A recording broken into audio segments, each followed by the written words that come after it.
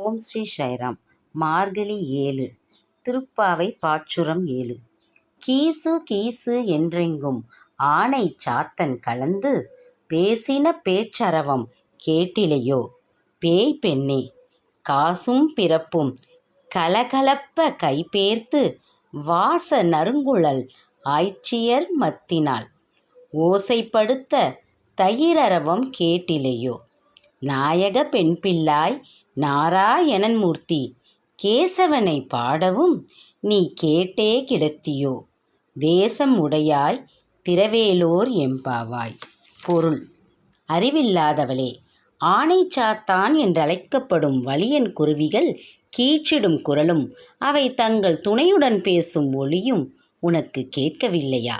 வாசனை மிக்க கூந்தலை உடைய ஆய்குலப் பெண்கள் மத்து கொண்டு தயிர் கடையும் ஓசையும், அப்போது அவர்கள் கழுத்தில் அணிந்துள்ள அச்சு தாலியும் ஆமை தாலியும் அவர்களது ஒலி எழுப்புவது இன்னுமா கேட்கவில்லை? எல்லோருக்கும் தலைமையேற்று அழைத்துச் செல்வதாக சொன்ன பெண்ணே, நாங்கள் நாராயணனான கேசவனை புகழ்ந்து பாடுவது உன் காதில் கேட்டும் உறக்கம் என்ன?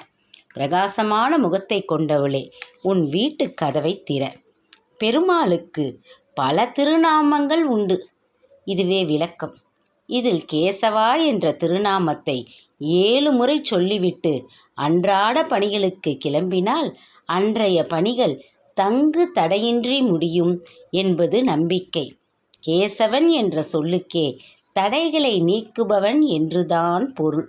வாழ்வில் ஏற்படும் தடைகளை கடக்கும் இப்பாடலை திவ்ய தேசங்களில் ஒன்றான ஆயர்பாடி, டில்லி, ஆக்ரா ரயில் பாதையுள்ள மதுராவிலிருந்து 12 தலத்தை மனதில் கொண்டு ஆண்டாள் பாடி அருளினாள்.